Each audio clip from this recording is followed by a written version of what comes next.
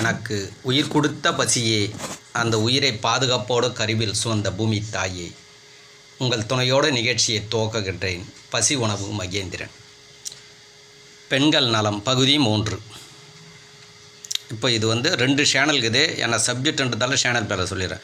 மூலிகை மகேந்திரன் ஒரு சேனல் இருக்குது.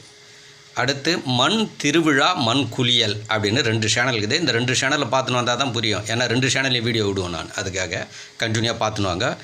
இப்போது பகுதி இப்போ 3 வந்திருக்கு. பெண்கள் நலம்.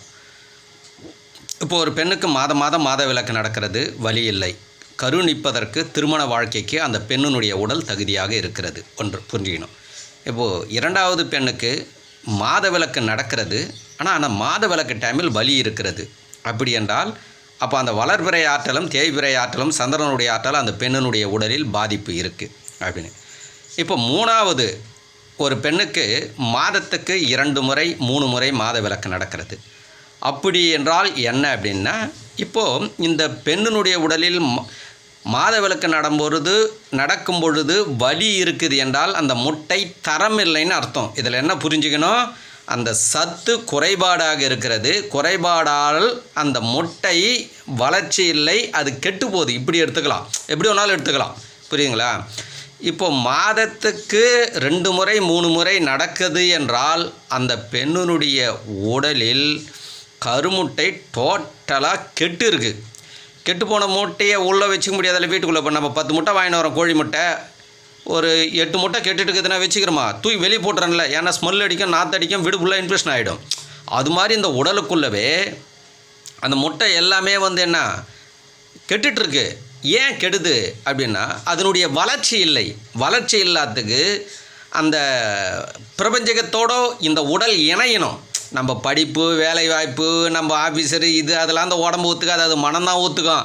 அதெல்லாம் எங்கிட்ட சொல்லாதான் நம்ம உடம்பு. அப்போ நீங்கள் புரிதலில் வரணும். 2 உணர்வு இருக்கிறது. இல்லை உணர்வு விட்ருங்க, அறிவு வைத்துக்கொள்ளும். 2 அறிவு இருக்குது. புரியுதுங்களா? மன அறிவு வெளி உலகத்தை சார்ந்து இருக்கும். அதே மன உணர்வு அறிவு இந்த உடலை சார்ந்து இருக்கும். அப்போ இந்த உடலை சார்ந்துருக்குன்னா இந்த உடலை சார்ந்திருக்கிற அறிவு தான் இப்போ நான் சொல்லிங்கிறேன். ஆனால் வெளி இருக்கிறதுல தான் நம்ம என்ன பண்ணுறோம், படிக்கிறோம், வேலைவாய்ப்பு, விஞ்ஞான வளர்ச்சி, நம்ம இப்படி ஆகணும் அப்படி ஆகணும். அது மனம் விரும்புது, உடம்பு அதெல்லாம் ஏற்றுக்காது. இதெல்லாம் நீ எதனா பண்ணிப்போ, நீ வெளியே இருக்கிறதுக்கு படைப்பின் பிரகாரம் நீ கொடுத்த அப்படின்னா நான் உள்ளோ ஆரோக்கியமாக வாழ்வேன், உள் உறுப்புகளை பலமாக வைத்துக்கொள்வேன், அந்த உறுப்புகள் எப்படி வளர வேண்டுமோ அதை நான் வளர வைப்பேன் சொல்லும். இது உடல் உணர்வுன்னு சொல்லலாம், இதை அறிவுன்னு சொல்லலாம். அதனுடைய உணர்வில் இருந்து அது எப்பொழுதும் மாறாது. புரியுதுங்களா? அதனால் அது என்ன பண்ணும், பிரபஞ்சத்தை இந்த உடலுக்கு வெளியே இருக்கிற சத்தை கொடுத்தையா இல்லையா, கொடுக்கலையா, நீ ஏமாற்றிட்ட. அப்போ நான் இப்படி தான் இருப்பேன். நீ ஒன்றுமே பண்ண முடியாது, அதுங்கிட்ட ஒன்றுமே பண்ண முடியாது, உண்மைக்கிட்ட ஒன்றுமே பண்ண முடியாது. இதுதான் பசி மார்க்குன்னு சொல்லி கொடுப்பேன். அப்போ நீங்கள் என்ன பண்ணணும், அந்த பிரபஞ்சக சத்தை இந்த உடலுக்கு கொடுக்கணும்.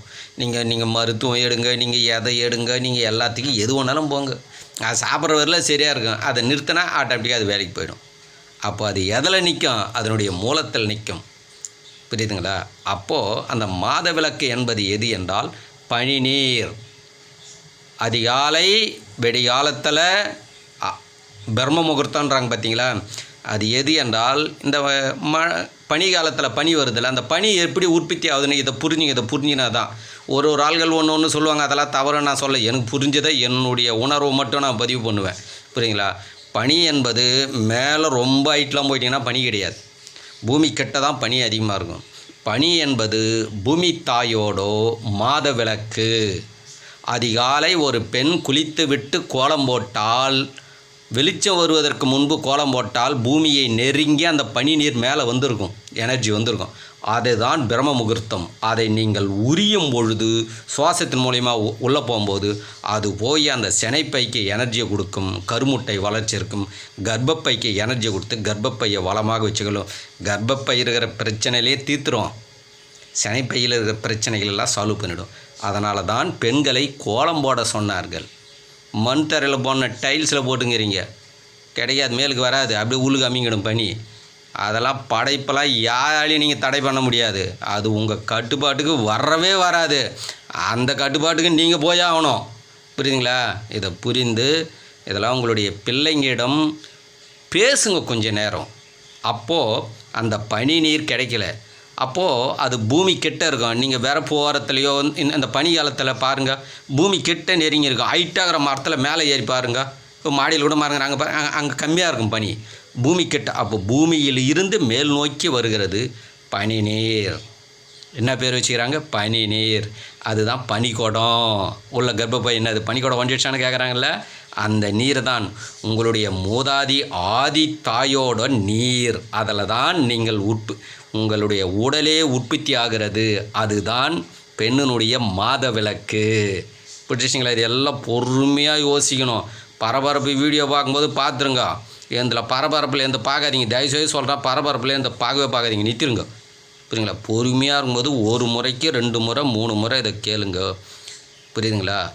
இதில் ஒரு 50% நீங்கள் குணப்படுத்தி கொண்டு நீங்கள் மருத்துவத்தில் 50% குணப்படுத்தி கொள்ளுங்கள். 2 விதமாக. புரியுதுங்களா?